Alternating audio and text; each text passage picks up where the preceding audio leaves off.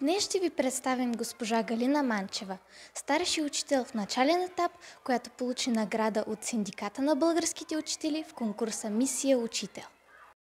Здравейте, госпожо Манчева! Поздравяваме ви за наградата. Сега ще ми отговорите ли на няколко въпроса?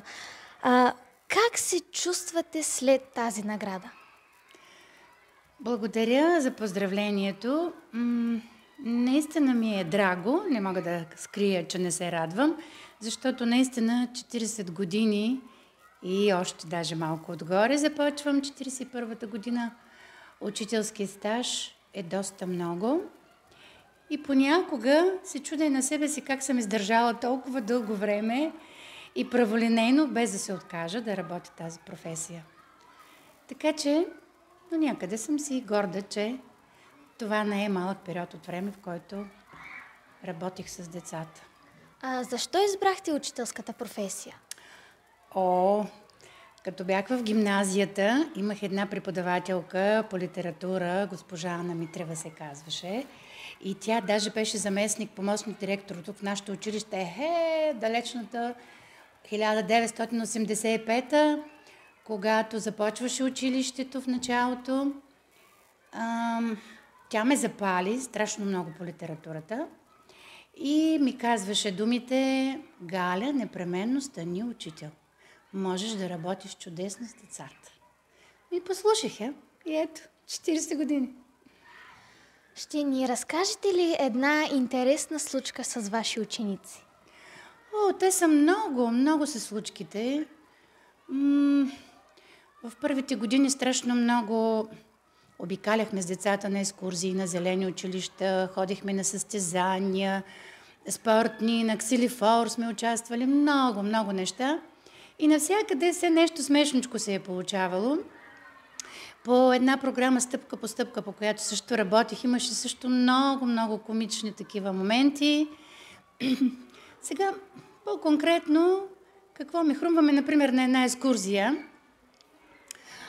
беше старите резервати, Боженци, Трявна и се спряхме до една много интересна пъстра шарена каручка. Децата не бяха виждали точно такава, стана им интересно, качиха се в каручката и даже някои отпред застанаха да ги теглят, стана толкова смешно, толкова забавно и всички се смяхме, забавлявахме се на превозното средство, какво е било. Друго какво? Много неща са.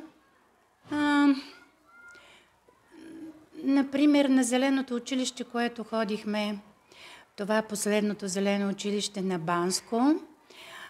Там беше много приятно с този випуск, предния ми, който завърших, не този, който поех. Невероятно се забавлявахме в планината, имаше много артистични бяха те децата. Всяка вечер ни поднасяха разни изненади, показваха свои таланти. И макар че аз вече дистанцията между нас е доста голяма, някакси аз се вграждах в тях, в тяхните игри, в детските им мечти, желания и се чувствах и аз забавно и весело. Друга интересна случка от зеленото ни училище в Банско беше когато гостувахме на баба Дешка от Горно Драглище. Децата трябваше да бъдат облечени в българска национална носия. Страшно забавно им беше, забавляваха се, поставиха се в ролята на някогашната българка. И след това, най-важното, как се меси хляб, как се прави погача. Трябваше да омесят тестото, да го разточат с точилка. И всичко това страшно много ги забавляваше и се чувстваха прекрасно и в онзи друг далечен свят, когато българката по този начин се е справила с ежедневието. Освен учителската професия и занимаването с ученици, има ли други занимания, които вие обичате да правите? Да. Има, едното го казахме, аз страшно много обичах и като по-млада, сега малко по-малко вече обикалям, но обичам да съм сред природата, обичах пешеходния туризъм, много съм пътувала из планините, нашите красиви Рила, Пирин и то пешеходен туризъм с раничката на гръб, 10 дена да обикаляш от хижа на хижа, по пътечките, невероятно приключение и на издържливо се учи, на много други неща.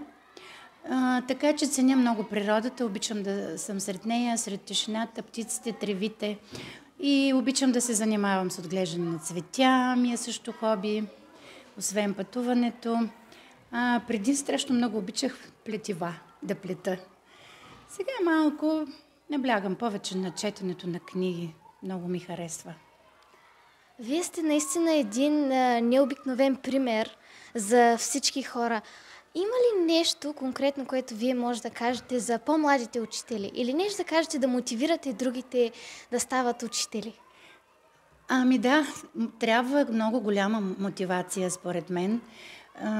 Аз съм работила през различни времена, с различни програми, различни учебници, различни директори и така нататък.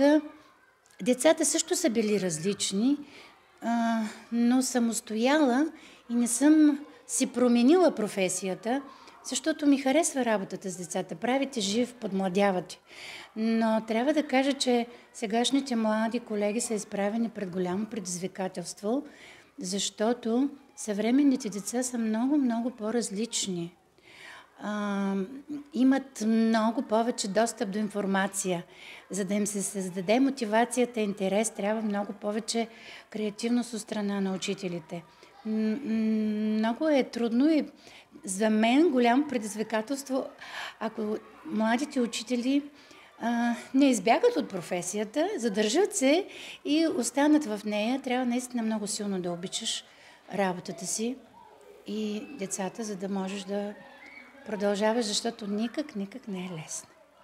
Благодарим ви, госпожо Манчева. Желаем ви здраве, успех и но още повече творческа дейност. Много благодаря. Нека да съм здрава наистина на първо място и аз, понеже съм към края вече на своята професионална работа, по-скоро гледам в друга насока, но разбира се, винаги мога да предам наученото, знанията си, опита си, каквото мога и на по-младите колеги с удоволствие. Благодаря ви. И аз благодаря.